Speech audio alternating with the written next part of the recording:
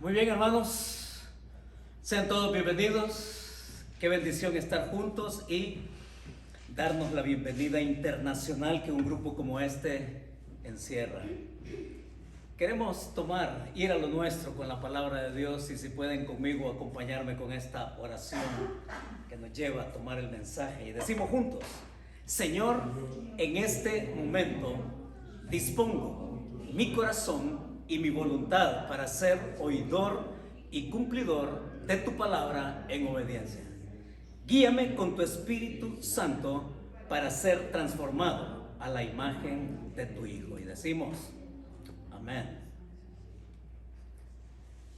Yo no sé cuál es la preferencia de ustedes cuando se trata de hacer ejercicio, pero oigan, mi preferencia no es esa banda sin fin, donde se corre sin ir a ningún lado.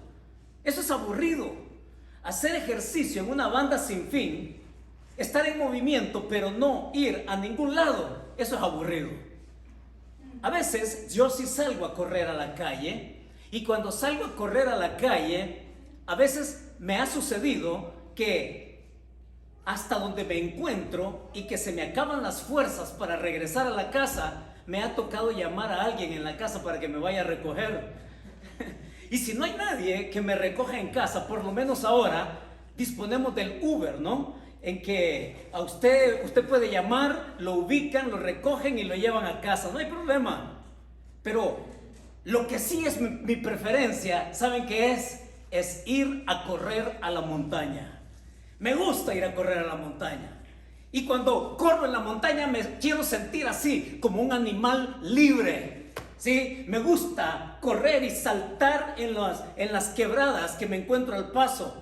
Me gusta salpicarme con el agua, ensuciarme los zapatos, llegar todo lodoso, todo sudado. Me encanta. Y lo interesante de correr en la montaña es esto: de que una vez yo corro en la montaña, ya no tengo opción.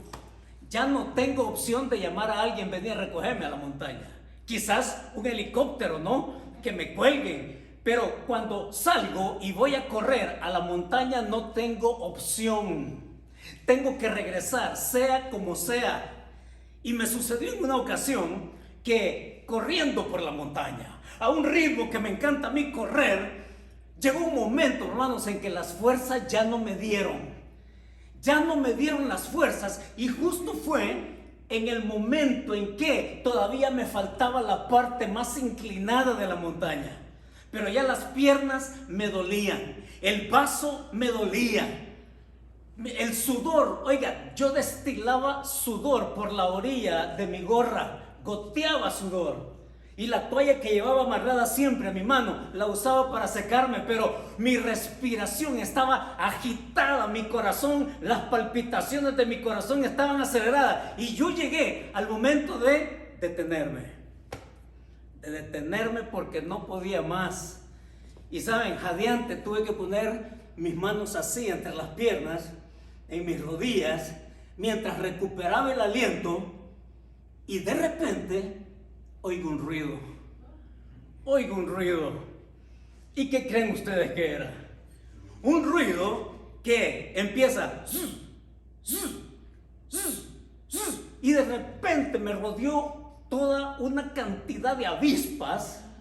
Yo no me había fijado que en el lugar donde me había detenido, en un arbusto, había un panal de avispas que, supongo yo, atraídas por la colonia que yo uso, me envolvieron en una nube de avispas. Y usted sabe qué hace alguien, ¿no? Empecé a moverme como que si era loco, espantándomelas. Y bueno, instintivamente yo tomé la toalla y me cubrí la cara para que no me picaran. E instintivamente lo que hice fue, oigan, se me olvidó de que yo estaba cansado. ¿Y saben qué hice? Mi instinto de supervivencia me llevó a correr a toda velocidad hasta la cumbre, y corrí a tal velocidad, hermanos, que mientras corría me sacudía las avispas, y cuando llegué allá y me terminé de sacudir la última, que me pongo a pensar, ¿cómo es que yo logré hacer eso? Estaba en la parte más inclinada de la montaña. ya estaba cansado y cuando me vi amenazado, pude correr a una velocidad que, oiga, yo he intentado de nuevo correr así la montaña y no he podido. Y eso tiene una explicación. Eso tiene una explicación orgánica. Tiene una explicación fisiológica. Tiene una explicación científica. ¿Sabe por qué? Porque todos nosotros tenemos en nuestro sistema nervioso eso que se llama el sistema nervioso simpático. Y el sistema nervioso simpático lo que hace, se encarga de poner nuestro cuerpo en un estado de alerta cuando somos amenazados. Es ese sistema nervioso simpático que hace ebullir lo que conocemos como la adrenalina. Y cuando alguien se activa con la adrenalina, por eso es que usted va a oír de personas que huyendo de un terremoto saltan de un edificio a otro, que en condiciones normales no lo harían. Por eso es que usted va a escuchar de personas cuando la adrenalina está al tope, personas que son capaces de subirse a un árbol, de subirse a un muro cuando le temen a las alturas. Por eso es que cuando la adrenalina se activa, y lo que activa la adrenalina en nuestro sistema nervioso simpático es el miedo, es la euforia, es la alegría, es eso que nos pone en alerta de supervivencia. Y justamente eso fue lo que me pasó a mí. Y luego de que eso pasa, ocurre lo contrario. Así somos hechos. El sistema nervioso parasimpático es lo que alterna y que entonces pone en balance esas condiciones que son estimuladas por cualquier cosa. Y viene lo opuesto, viene el relajamiento. Viene el relajamiento y después de algo que nos altera así la adrenalina, lo que queremos es cama, lo que queremos es descansar.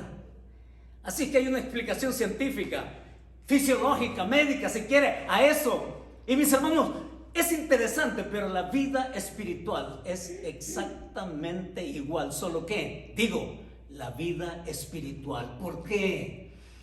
Porque es Dios el que activa nuestros sentidos. Es Dios el que activa nuestra vida. Es Dios el que nos quiere llevar a algo con Él. Es Dios el que nos quiere llevar a donde Él quiere de una manera no natural. Es Dios el que nos quiere llevar a su manera, de una manera sobrenatural. Y tiene una explicación el entender a Pablo con lo que él va a decirnos aquí ahora. Porque Dios nos quiere impactar de tal manera que nuestra mente, Dios quiere impactar nuestra mente con la verdad para que nos enfoquemos en la verdad. Dios quiere impactar nuestro corazón con el compromiso que Él quiere de nosotros como hijos suyos. Y Dios quiere impactar también nuestras obras, nuestras decisiones, lo que hacemos de tal manera que, ¿saben? Este no es un mensaje de primer impacto. Este es un mensaje de triple impacto. ¿Sí? Los quiero llevar al mensaje de triple impacto que Pablo nos quiere compartir el día de hoy, allá en los últimos versículos del capítulo 1 de segunda de Tesalonicenses. Vaya conmigo, por favor. Segunda de Tesalonicenses, capítulo 1, verso 11 y verso 12. Y cuando usted tenga el verso 11 a la vista, dígame amén, por favor. Porque lo que sigue es activar nuestra lectura. Leyendo juntos el versículo 11, por favor. Y dice así el versículo 11, si me lo quieren hacer el favor de leerlo conmigo. Dice Pablo ahí, verso 11, por lo cual, asimismo, oramos siempre por vosotros, para que nuestro Dios os tenga por dignos de su llamamiento, y cumpla todo propósito de bondad y toda obra de fe con su poder. Aquí está Pablo.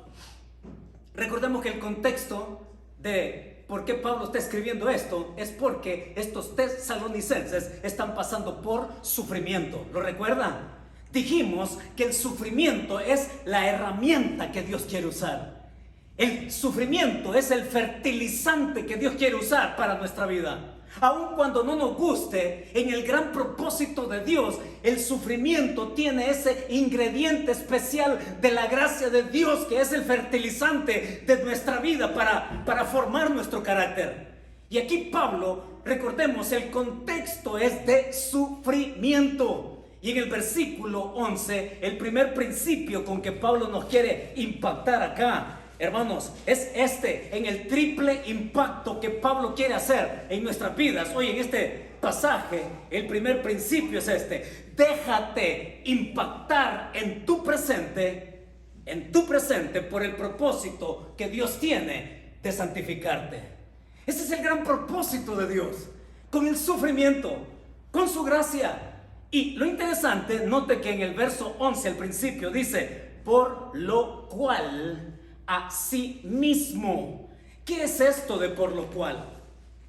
¿Cómo es que encontramos a Pablo la pista de lo que él nos quiere decir? Por lo cual aquí tiene que ver con lo que vimos el domingo anterior. Pablo les ha dicho que la verdad salvífica nos preserva en el presente y la verdad profética también nos avanza hacia el futuro. Y entre la verdad de la salvación segura que tenemos y la verdad de la profecía que también nos lleva a la culminación de la gloria suya, entre una y la otra verdad, entonces está nuestro presente. Y Pablo está diciendo, por lo cual, asimismo, oramos siempre por vosotros, para que nuestro Dios os tenga. Miren, esta palabra es interesante. De hecho, se lo voy a adelantar. Esta palabra que está ahí, os tenga, ¿ya? Y también en el mismo versículo, allí en la siguiente línea, y cumpla. Y también allí en el versículo 12, donde dice, sea glorificado. Se lo anticipo para que entendamos el corazón de Pablo. Se lo anticipo para que sepamos el camino que Pablo quiere que nosotros sigamos. Porque cada una de estas palabras, óigalo, está en tiempo pasado. Ojo con eso. Está en tiempo pasado. Y lo interesante es que ninguna de las versiones en inglés y las versiones en español que he revisado, ni esta por supuesto, nos da esa completa identificación de lo que Pablo está diciendo, aun cuando aquí nosotros la tengamos traducida, os tenga, dice. ¿A qué está haciendo alusión Pablo aquí con este pasaje en el versículo 11? Él está orando y les está diciendo que Dios desea que la vida de ellos se distinga por algo. Que la vida de los tesalonicenses se distingan. Y dice ahí en el versículo 11, que os tenga por, dígalo, que os tenga por dignos. Y la palabra digno es la palabra santo en el original, agios. Y esa palabra en el tiempo pasado, como hemos dicho que está, Pablo les está diciendo, Dios ya los ha tenido por dignos a ustedes. Dios los ha tenido dignos. Lo que Dios piensa de cada uno de ustedes, les está diciendo Pablo, es que ustedes son dignos. Y atención, porque, mis hermanos, esto no es para movernos al orgullo, no es para movernos a la soberbia, porque ya sabemos nosotros que ninguno es digno. De hecho, Pablo, allá a los romanos, les dice que no hay nadie que haga lo bueno. Pablo ha dicho que no hay justo ni aún uno, dice, el único justo y el único bueno. Y de hecho, esa fue la manera en que Jesucristo se identifica ya en los evangelios. Cuando él mismo le responde a alguien, no hay bueno, le dice Jesús a alguien ahí. Bueno, solo el Dios, solo mi Padre. Pero en el pasaje aquel es Jesús quien se está presentando como el bueno de Dios, el que es santo, el que es divino. Y por cierto, nosotros podemos llegar a una conclusión pero muy clara. Hermanos, nadie es digno en pensar de que a lo mejor tiene algo con lo cual puede llamarle la atención a Dios. Nadie tiene absolutamente nada, ni una pizca que le haga merecer el que Dios se fije en nosotros. Es que el venir aquí con Pablo es así como nosotros nos acercamos a esa gran doctrina de la gracia. Esa doctrina de la gracia que usted y yo, miren, la debemos de rumiar todos los días en nuestra mente. La tenemos que rumiar, permítanme usar esa palabra que es propia de la digestión que hacen las vacas, ¿no? Rumiar y rumiar, y usted por eso ve que las vacas están masticar y masticar y masticar, ¿no? Pues así, hermanos, Pablo, que podamos rumiar esto, la doctrina de esto que conocemos como la imputación. Es Jesús el que tomó nuestro pecado, Él tomó nuestra condenación, Él tomó nuestra condición y al morir en la cruz Él llevó, sabemos, nuestros pecados para ser perdonados y para obtener la vida eterna que Él vino a ofrecer en su gracia. Esa es la imputación. Nuestro pecado se le acredita a Él y por eso es que Él murió en la cruz como sustituto nuestro. Pero también la justicia suya, el inocente, el cordero sin mancha, su justicia se nos aplica a nosotros. Y es por eso que Pablo está enseñando que en vista que nosotros no tenemos absolutamente nada bueno, si Dios nos ve, si Dios tiene una opinión, si Dios piensa, y la palabra ahí en el versículo 11 cuando dice para que nuestro Dios os tenga, lo que Dios dice de cada uno de nosotros es esto: tú eres digno. No por tus méritos, no por nuestros méritos, hermanos. Tú eres digno, dice Dios, porque yo veo a mi Hijo en ti. Eso es lo único que nos hace valederos delante de su gracia. Es Jesús que nos reviste con ella, y por eso es que nadie puede merecer, y por eso es que nadie puede ganar. Y hermanos, esta es una tendencia de la raza humana. Fíjese, le retrocedo el cassette de la historia. Retrocedamos la historia bíblica, porque esa es la tendencia del ser humano hoy en día. Hasta hoy en día, el ser humano piensa que tiene algo bueno. El ser humano piensa que puede ganar algo. Y cuando decimos que es el defecto con que nacemos, es porque eso fue lo que sucedió allá en el Edén. ¿Recuerda usted lo que pasó en Edén? La comunión que Dios tenía con Adán. Dice que su voz se paseaba por las tardes para que el Creador tuviera comunión con su criatura. Pero un día Adán no estuvo. Y no es porque Dios no ubicara donde estuviera Adán. Y no porque Dios no supiera dónde éste estaba. Pero ya sabemos el capítulo 3 de Génesis que habla que Adán y Eva pecaron, desobedecieron. Y como resultado del pecado, lo que ellos hicieron fue esconderse. Se escondieron por su vergüenza. Y una vez escondidos con su vergüenza, ellos intentaron tapar su vergüenza con hojas. Y fue Dios el que lo busca. En su gracia Dios sigue buscando al ser humano. Y en su gracia Dios pregunta: ¿y dónde estás tú? Y no es porque Dios no supiera, es que Dios busca al ser humano. Y entonces dice: me escondí porque estaba desnudo. Le habla de la consecuencia, no lo que había hecho. Pero es Dios el que ve los harapos que este hombre y esta mujer tenían. Y ese es el ser humano, hermanos. Cuando pensamos que tenemos algo bueno, lo único que hacemos es escondernos con harapos de nuestro pecado. No tenemos nada bueno. Y es por eso que Dios dice que Dios los vistió. Y los vistió con su gracia. Y les trajo pieles. Y eso significa que para que estos fueran vestidos con pieles, entonces animales tuvieron que ser sacrificados. Y ahí es como comienza la historia de gracia y de salvación y de redención y de cómo Dios tiene y quiere tener una opinión del ser humano. No, Dios no valida la opinión de nadie cuando dice: yo soy una persona muy buena. Dios no valida la opinión de nadie que dice: yo soy un hombre, una mujer muy moral. No, a Dios eso no le sirve para nada. Dios no valida la opinión de alguien que se compara con otro y que diga: bueno, yo no soy tan malo como fulano. No, Dios no valida eso, porque cuando nos ponemos en los estándares nuestros y nos comparamos con otros, sí, es bien fácil encontrar algo bueno, pero no es suficiente. Es el Señor que nos da ese valor adquirido, y Pablo aquí está diciendo que nuestro Dios os tenga. Está en tiempo pasado. Y lo que Pablo está diciendo literalmente es: Dios os ha tenido a ustedes. Dios os ha tenido allí por dignos, por santos, en la posición que cada uno adquiere cuando venimos a conocerle por fe. Y esa posición usted la ostenta hoy. Usted y yo la ostentamos. Esa posición se llama ser hijos amados. Miren qué interesante, porque la tendencia del hombre es así. La tendencia del hombre, miren, ¿qué responde usted o qué solemos responder cuando nos dicen, ¿y tú qué haces? ¿Tú qué eres? Y lo que hacemos es mencionar lo que hacemos. No, yo soy ingeniero. No, eso es lo que haces. ¿Ya? Y entonces sacamos a relucir aquello que hacemos.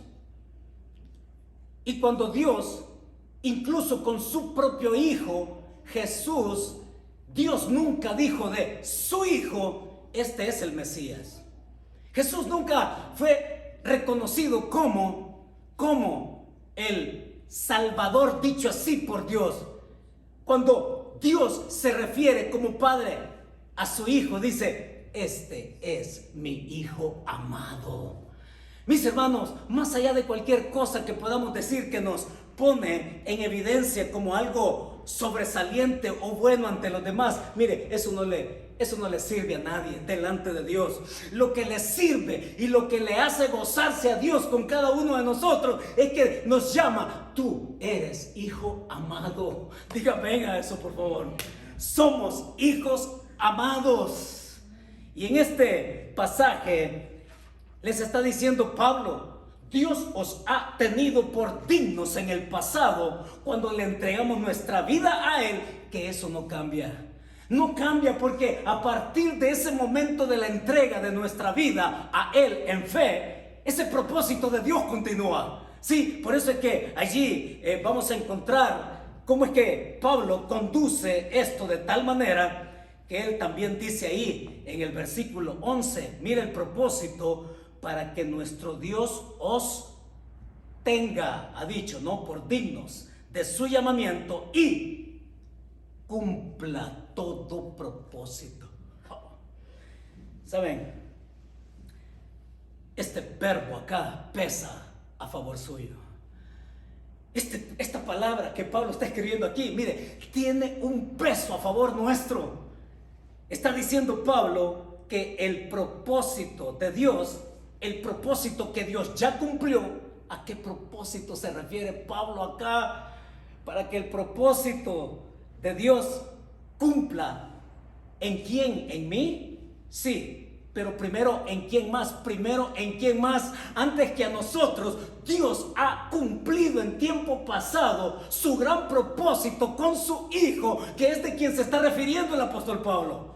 Pablo está diciendo que Dios, que cumplió el propósito en su Hijo. ¿Y qué clase de propósito fue ese? No fue un propósito a medias. Fue un propósito completo, el por qué Cristo vino a este mundo, el por qué Él murió en una cruz, porque Él fue sepultado y resucitó al tercer día. Es que el propósito de Dios en su Hijo fue completo. La misión de Cristo al venir en su primera venida no quedó a medias. Consumado es, dijo allá. Hermanos, esto es tremendo porque, ojo, les recuerdo que Pablo les está hablando a ellos en un contexto de sufrimiento. Y es que el sufrimiento, hermanos, puede ser testimonio. El propósito de Dios dentro del sufrimiento que podamos tener tiene un propósito que es doble. Ya dijimos, ¿no?, que es el fertilizante que Dios usa para formar nuestra vida. Es el abono para nuestro carácter. Y el Hijo cumplió hasta lo último con el sufrimiento inimaginable que alguien puede tener. Ahora, esto es interesante porque el testimonio puede ser tanto para creyentes como para no creyentes. Cuando hablamos del sufrimiento, miren, esta semana, el día jueves, Tony y Berenice me invitaron a visitar a esta persona allá a Los Ángeles. Allá entre la Hoover y la 78, allá, sí está bien la dirección, ¿verdad? Allá en la Hoover, entre la Hoover y la 78 fuimos y visitamos a esta familia. Me invitaron, apartamos el tiempo, fuimos el día jueves. Prácticamente nos llevó, ¿qué?, la mañana completa. entre ir y venir y estar. Me dice, pastor, llévese la guitarra. Sí, claro que sí. Me llevé la guitarra. Llegamos donde Alex y Sonia. ¿Y saben qué? De entrada, así de entrada, el Señor nos regaló un tiempo realmente maravilloso. No lo puedo describir de otra forma. Fue un tiempo maravilloso. El Espíritu Santo nos dio un tiempo especial. Por lo siguiente, porque este hombre, mis hermanos, el motivo de llegar yo allí fue de orar por él, por su padecimiento. ¿Y sabe qué padece él hasta este momento? Él tiene un cáncer en el cerebro. Un cáncer en el cerebro que se lo viene acabando poco a poco. Un cáncer que ya le afectó los huesos y que lo tiene sentado. Y que el solo hecho de hacer el esfuerzo de pararse o de sentarse le duele. Un hombre que ha escuchado, oiga, de los especialistas, ha escuchado decirle que ya no hay más que hacer por él. Un hombre que sabe que la ciencia ya topó. Un hombre en donde con un diagnóstico así, oigan, la actitud que este hombre tiene, qué corazón. Miren, si usted platica con Alex y si platica con su esposa Sonia, usted pensará que estos están bromeando en serio. Pensará de lo que le están hablando es de una gripe, de un simple flu. No, este hombre tiene un cáncer en el cerebro, pero bien metido, que se lo está consumiendo y que lo único que los médicos le dan a él como una manera de tratarlo es: usted solamente puede recibir paliativos. Paliativos. Y de pronto Dios les abre la puerta para ir aquí al City of Hope, acá en Duarte, donde solamente va a recibir paliativos. Miren, este hombre está destinado a un tiempo que cualquiera, y él mismo es consciente que el tiempo está cerca, y estamos hablando de un papá y de una mamá jóvenes con hijos pequeños todavía. Allí en su humilde casa, miren, de veras es que oramos. Y si es que él no lo dice, ¿no es cierto, Tony? Y si es que él no lo dice, cualquiera pensaría otra cosa, que está bromeando, que no tiene semejante padecimiento. Oramos. Y también cantamos. Y abrimos la Biblia en el Salmo 61. Mire, si usted está pasando por algo, váyase y lea el Salmo 61. Lo leímos, oramos en el espíritu del Salmo 61. Y no solamente eso, lo cantamos también. Tenía tiempo de no cantar ese salmo yo. Lo cantamos y él lo grabó. Lo tiene ahí de recuerdo. A lo mejor nos está escuchando. Pero lo cierto es, hermanos, que ese salmo dice: escucha, Señor, mi oración. Considera mi gemir. Ese salmo dice: si mi corazón desmayare, dice, llévame a la roca más alta que yo. Miren, este hombre, hermano, de veras quiero decirles algo como testimonio, porque estamos diciendo que el sufrimiento puede ser testimonio para los creyentes como para los no creyentes. Y estar ahí en esa casa y luego tomamos café, desayunamos, miren, un tiempo especial. ¿Y sabe qué pasó? Cuando yo salí de la casa de regreso, yendo por el freeway, yo iba cambiado. Mi gratitud fue distinta. Mi oración fue distinta. Mi gozo fue distinto. Y mientras regresaba a casa, iba pensando, ¿no? Hombre, yo me sentí un novato a la par de él. Yo me sentí un principiante a la par de Alex. Un hombre con una actitud de dependencia y de confianza, porque sabe a dónde él va, a quién le pertenece y cómo está viviendo su tiempo de sufrimiento y el testimonio que él tiene para desafiar a cualquiera de nosotros. Entonces yo le pregunto, ¿qué es el padecimiento que usted tiene ahora? ¿Qué es el padecimiento que usted tiene ahora? Y se lo voy a decir: por mucho que yo quise encontrar algo, por mucho que yo quise encontrar algo por lo cual justifique mi sufrimiento para estarla pasando mal con respecto a Dios, no es nada comparado contra un cáncer en el cerebro y metido en los huesos, no es nada. Pero el testimonio de Alex me hizo cambiar. Y lo que Pablo está diciendo acá, nótelo cómo comienza el verso 11. Por eso es que nosotros, dice Pablo, oramos por ustedes. Y es que cuando yo regresé de esa visita, mi oración cambió también. En la oración uno se da cuenta dónde y cuánto espacio yo tengo para ser animado. Es en la oración y en la presencia de Dios que conocemos cuánto espacio tenemos para crecer. Es en la oración cuando sabemos lo que Dios ha hecho por nosotros, de cuánta gratitud nos hemos reservado de no dársela a Dios. Y mis hermanos, hay algo interesante en la gratitud, porque cuando la gratitud no se expresa, entonces somos egoístas. Porque cuando no somos agradecidos, esa expresión de gratitud nos la quedamos. Y esa expresión de gratitud no dada al ser supremo, hermanos, es ser egoístas y es ser soberbio y es decirle al Señor al fin y al cabo, tú tienes la obligación de darme esto. Hermanos, no ser agradecidos es no crecer. No ser agradecidos, quedarnos con el agradecimiento, es decir que ya no tengo espacio más de por qué Dios puede hacer las cosas por mí. Así que miren, están viendo a su pastor que se sintió como un novato delante de ese hombre, ese tipo, ese hombre, ese hermano en Cristo llamado Alex y esa mujer hermosa llamada Sonia. Estos dos juntos, miren, son de las grandes ligas. Yo me quedé como de las ligas menores frente a ellos, y lo digo porque muchas veces renegamos tanto y le reclamamos tanto al Señor que se nos olvida cuánto Él nos ha dado, ¿no es cierto? ¿Sabe que tiene razón Pablo en decir ahí en el verso 11?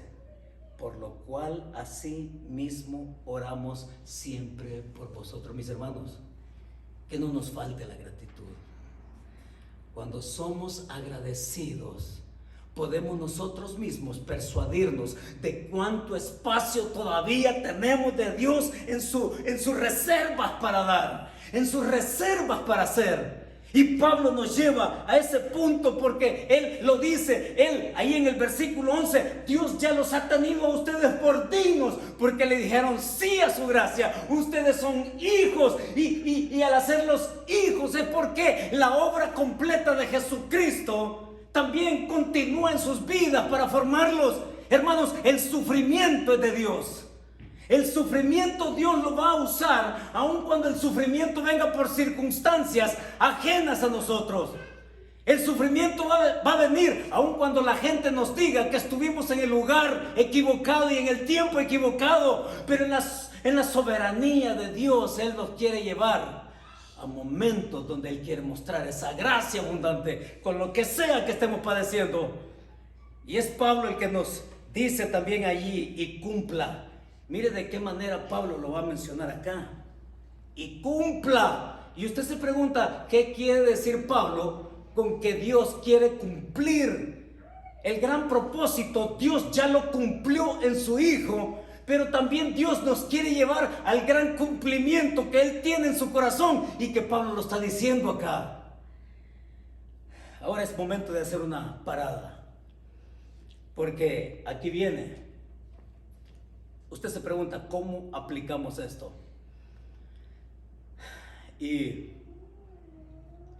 examinándome, pensé que nadie puede llegar a una resolución, nadie. Y estamos por llegar a diciembre y comenzar el 22. Y en diciembre se nos empieza a decir, haga su lista de resoluciones. Mire, la gente es tonta para hacer resoluciones. Y de veras, yo llego a una conclusión tan simple como esa. Y usted va a decir, pastor, usted es un exagerado. No, pero es que hay gente que de una manera tontamente hace resoluciones. Y precisamente viendo a Pablo acá, examinando el corazón de Pablo, muchas veces los cristianos no sabemos tomar resoluciones. Y le voy a decir por qué. Porque primero, para tomar una resolución, hay que saber identificar la necesidad. Y muchos cristianos van por la vida día a día sin entender su necesidad, sin saber definir cuál es su necesidad, sin saber articular cuál es su problema. Y una persona que no sabe definir su problema y una persona que no sabe declarar cuál es su necesidad, difícilmente va a tener una resolución. Así que yo se lo pregunto, como me lo pregunté a mí, así a quemarropa frente al espejo: ¿cuál es la necesidad que yo podía decir que tengo? ¿Sabe cuál es la necesidad de muchos?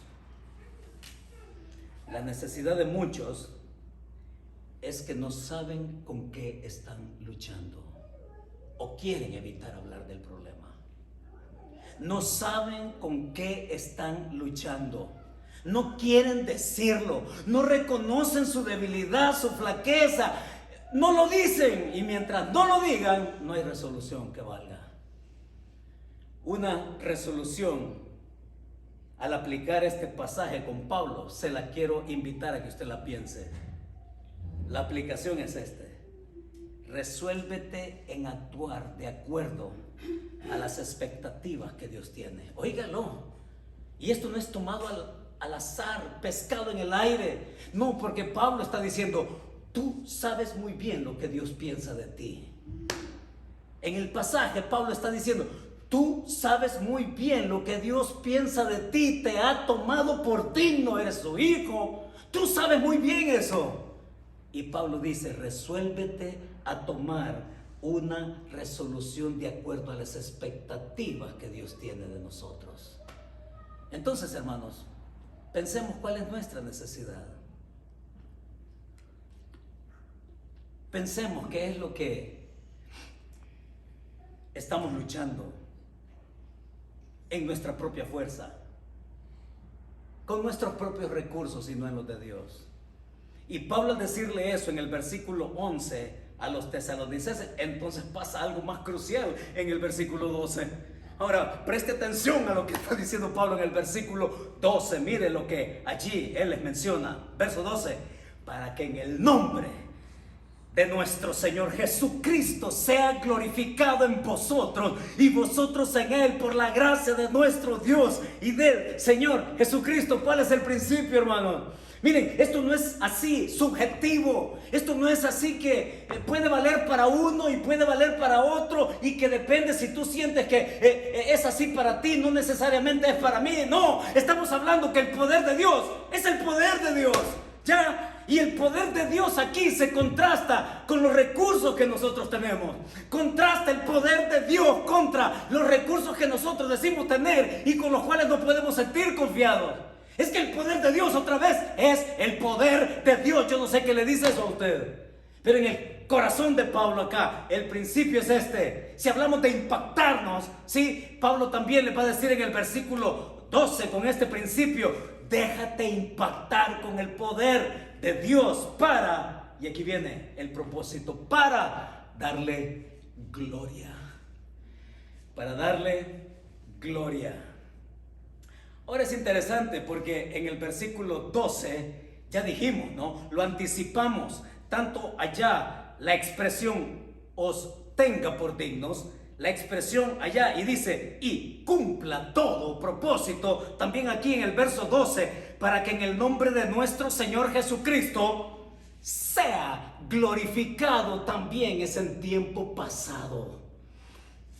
Ya es en tiempo pasado. En otras palabras, lo que Pablo está diciendo, lo que ya Cristo hizo por ti, ¿sí? Ese es el espíritu. Lo que ya Cristo hizo por ti de una manera completa, pues Él lo quiere llevar hasta la cúspide, lo quiere llevar hasta el punto más extremo de su promesa, lo quiere llevar hasta el punto más elevado de su gracia. Y usted se pregunta, ¿cuál es esa gracia acá? Usted se pregunta cuál es el punto de llegada o el término del asunto, el final del proceso del sufrimiento. Pablo les está diciendo: para que en el nombre del Señor Jesucristo sea glorificado. Y esto es, hermanos, lo que hemos dicho anteriormente: la gloria suya es la gloria, nada más y nada menos que la propia gloria del Hijo de Dios. Y note cómo Pablo acá no da detalles al respecto. De hecho, solamente se limita a decir en el nombre del Señor Jesucristo. Es que basta su nombre.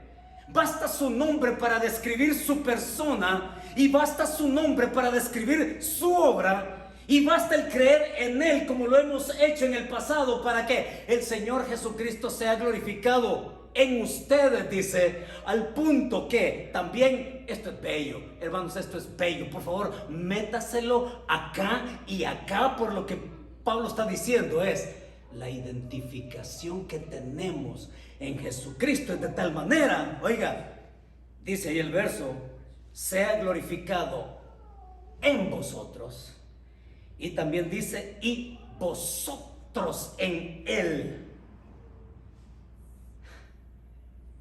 Pablo está diciendo, Dios cumplió todo lo que tenía que cumplir en su Hijo. Y Cristo va a cumplir todo lo que le falta por cumplir hasta llevarnos a la gloria suya. Mire, tanto así, hermanos, tanto es así la bendición de ser hijo de Dios, que hasta Cristo, dice aquí Pablo, comparte su gloria con nosotros. ¿Le parece poca cosa? Es que nos parece poca cosa que el Hijo soberano comparta su gloria con nosotros. Y lo está poniendo como el gran final de lo que es pasar por esta vida, por esta tierra temporalmente, que puede estar marcada por el sufrimiento, pero que estamos llamados a perseverar. Así que póngale nombre a lo que usted hoy por hoy le puede estar robando el gozo, le puede estar robando la paz, pero que en el nombre del Señor Jesucristo, quien tiene toda la gloria, nos ha prometido llevarnos hasta el final de su mano, con su gracia. Entonces, hermanos, aquí, vosotros en Él en vosotros. Y el Él en vosotros significa que entonces, si Cristo ya hizo eso por mí en el pasado, entonces yo tengo una motivación en el presente. Una motivación en el presente. ¿Y cuál es la motivación entonces? La motivación tiene que ver con lo tercero. No solamente el impactar mi mente con fijarla en la verdad y que me enfoque en la verdad. No solamente en el impacto en mi corazón para ser leal en el compromiso que Él espera de mí, sino también en mi voluntad de cómo yo he de tomar decisiones mientras transcurro por esta vida. Es de tomar decisiones, hermanos, que nos lleve a acciones. Y esas acciones tienen que ver con el obrar nuestro. Ya Él obró, ya Él hizo lo suyo. Ahora nos toca a nosotros hacer lo nuestro. Y es tomar decisiones respondiendo a esa obra de gracia completada en el Señor Jesucristo. Porque Él es suficiente. Porque el Señor nos llena. Y porque la identificación con Él nos lleva entonces a esperar que esto pase, que esto ocurra, que esto es nuestro ya. Dice amén a eso. Miren, Pablo está escribiendo a los tesalonicenses, se los está escribiendo esto desde Corinto, allá en Corinto. Y es Pablo que también a los corintios les dijo estas palabras que yo quiero que usted y yo las leamos y con esto cerramos. Porque una vez más, el pasaje a usted y a mí nos pone en un escenario de sufrimiento. Ahora, note lo que dice en el capítulo 4 de Segunda de Corintios. Y cuando lo encuentre, ubíquese en el versículo 16. Y estos versículos 16, vaya usted hoy en la noche, léalos y téngalo a la mano, por favor, por lo que pueda estar pasando en algo especial. Versículo 16. Segunda de Corintios 4:16, dice así Pablo también. Por tanto, dice, lo dice conmigo, por tanto, no desmayamos. Antes, aunque este hombre o este nuestro hombre exterior se va desgastando, el interior, no obstante, se renueva de día en día. Porque esta leve tribulación momentánea produce en nosotros un cada vez más excelente y eterno peso de gloria, no mirando nosotros las cosas que se ven, sino las que no se ven, pues las cosas que se ven son temporales, pero las que no se ven son eternas. Mis hermanos, puede que en el sufrimiento no estemos viendo muchas cosas, y lo único que veamos sea dolor, circunstancias. Como que la gloria de Dios no se ve, pero dice Pablo, esto que ustedes están pasando nos lleva a un peso cada vez más excelente de gloria con aquel que se quiere glorificar en nuestra vida. ¿Cuál es la verdad? Con que nos vamos a casa. Y la verdad es esta. Mire, Pablo no es que esté en éxtasis espiritual para que las cosas solamente tengan sabor espiritual. Es que Pablo tiene muy bien los pies parados en la tierra. Y la verdad que nos llevamos a casa es esta: la relación de nuestra fe con la vida es para continuar siendo fructíferos en el crecimiento. Dígame cómo responde al sufrimiento y le diré cuánto ha crecido. La fe no es académica. La fe no es conceptos. La fe es creer y vida en nuestro hacer diario, en lo que hacemos, en lo que nos movemos, con quienes estamos. Y es Pablo que nos dice: sé fructífero en el crecimiento a través de circunstancias que pueden ser duras. Animémonos, la gloria del Señor está por delante y en eso queremos caminar. Oramos. Padre, muchas gracias por traernos con tu corazón a este momento, por animarnos con hermanos queridos que nos saben, Señor, enseñar, tener una actitud, la actitud que tú esperas de nosotros. Perdónanos, Señor, si en medio del sufrimiento nos ha faltado gratitud. Cámbianos, Señor. Cambia nuestros momentos de oración, que sean más íntimos, más profundos contigo. Cámbianos en nuestra meditación de tu palabra, Señor. Haznos ser como un Alex o como una Sonia, que se atreven a creerte. Y sí, Señor, al recordarles en este momento una vez más, cómo quisiéramos que tú hicieras un milagro en sus vidas. Cómo quisiéramos, Señor, que tú mostraras tu gloria para ellos, sanándole. Pero tú tienes un propósito, Señor, como lo tienes con Baudelio, como lo tienes también con Gregorio, que padecen en su salud, como lo tienes con Fresia, Señor. Úsales para animarnos a ser agradecidos contigo. Úsale, Señor, para expresar alabanza, sabiendo que tú estás en control y que quieres abonar nuestra vida con tu Espíritu Santo, activarnos en tu verdad, activarnos en nuestro corazón para mantenernos leales a ti, Señor, y para activar nuestra voluntad en tomar decisiones que te honren en el obrar que tú quieres ver en nosotros. Yo te pongo esta congregación en tus manos para que tú sigas haciendo, Señor, lo que te has propuesto para tu gloria. Bendito sea tu nombre. En el nombre único, incomparable de tu Hijo Jesucristo lo oramos. Amén y amén. Mis hermanos, que Dios nos bendiga.